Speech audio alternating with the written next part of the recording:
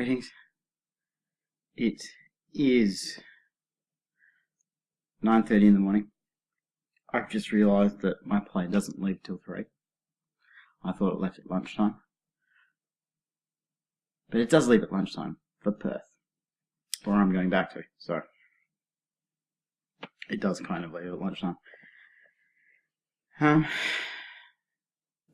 Last night was an absolute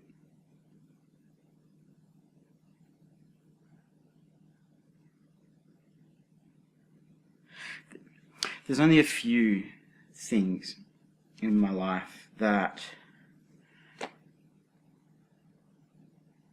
I never truly believed that I would see. One of those was Roger Waters. Pink Floyd, essentially the best we're going to get now, when he did the Dark Side of the Moon tour. And that's something I never thought I would see. And I got to share it with one of my friends who,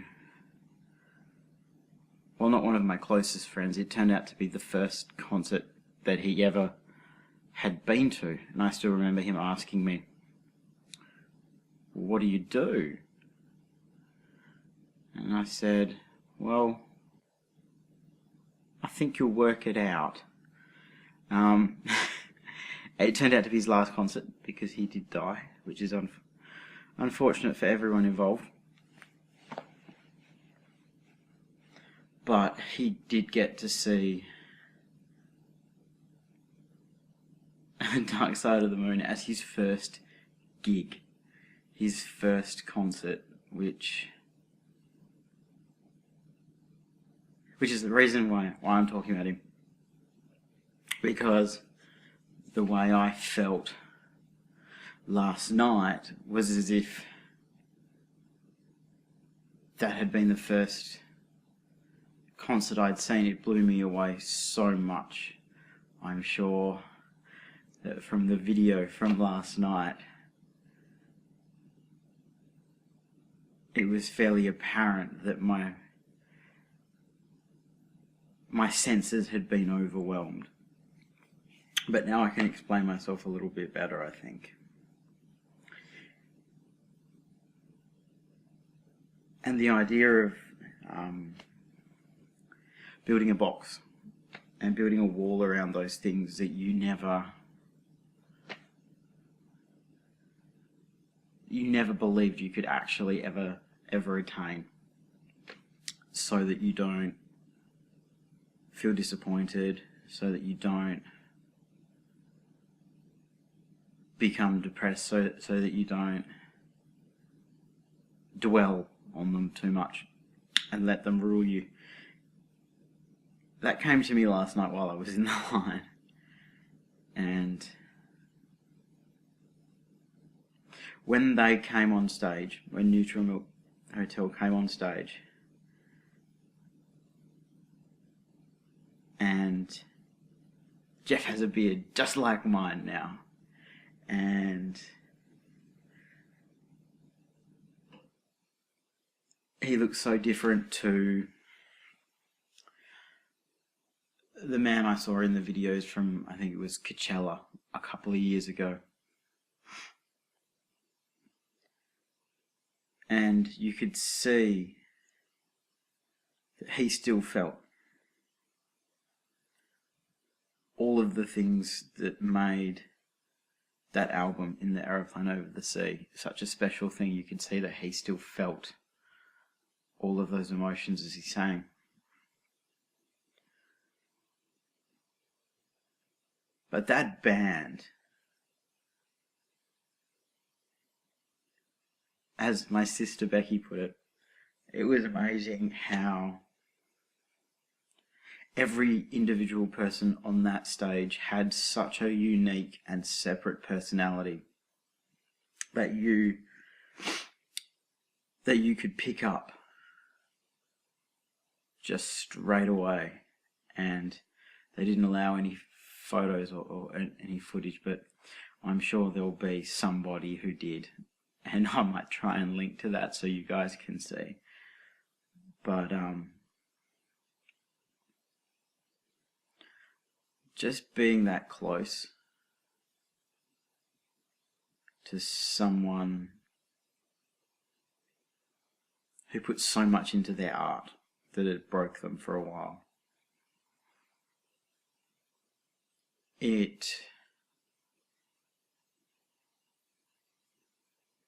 showed me that it was far more personal than I thought it was, and I already thought that the album was a very, very personal one.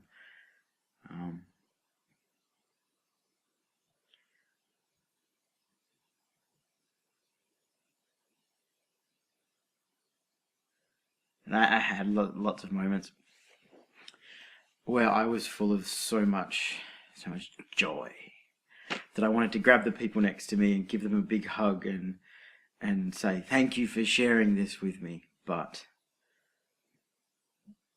the boyfriend of the girl to the right of me probably wouldn't have approved. And the curly-haired guy in front of me who wouldn't move a step forward so I could get closer would probably not have approved either. Plus he smelled a little bit funky.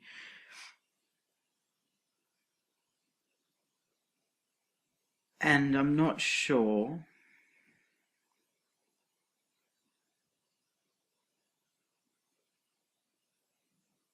if O Comely is a song that you should cheer in the middle of.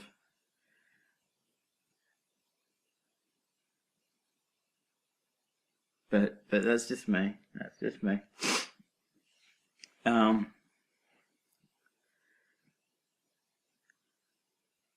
I really do wish they'd come to Perth as well, so I could go see them again and take Cassie.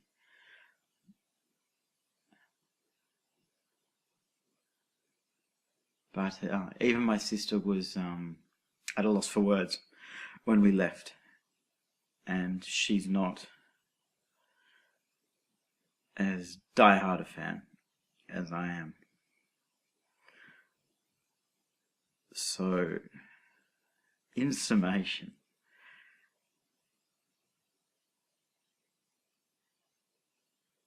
that box I could never open. It opened, and what was inside was better than I had thought it was when I had to put it in a box, because I was never going to get this amazing thing. And the thing was actually more amazing than I thought it was. And well worth the flying out to Melbourne just to see it. So today is just sitting around packing up my stuff and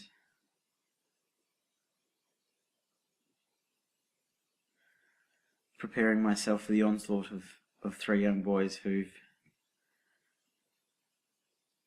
missed me very much.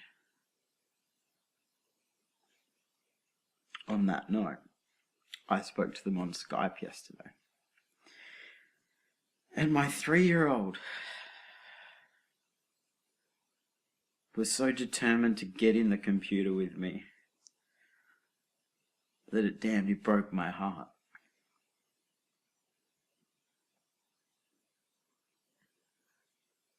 And I can fully understand what my sister meant when she said that it was heartbreaking, speaking to them from such a large distance, you know?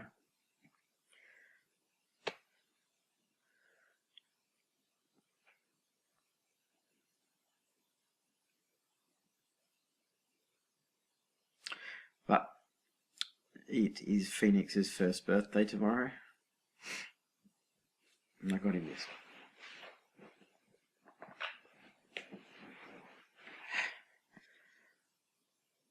A little Hulk plushie, which is far more appropriate a gift than the axe I bought the 3-year-old, so... Anyway, this one's gone on far too long. That's been far too rambling. So, from an empty apartment in cold, grimy Melbourne, waiting for the time to catch the taxi to the airport, thank you for listening to me, and if I've repeated myself from the last video too much, I apologize. But I made sure that I recorded that one when I got home at 1:30 in the morning. And that'll be an interesting one for me to watch as well, I think. So, thank you for indulging me, and as I said, hopefully we'll have some big and interesting news for the other channels coming up very soon. So have a wonderful day.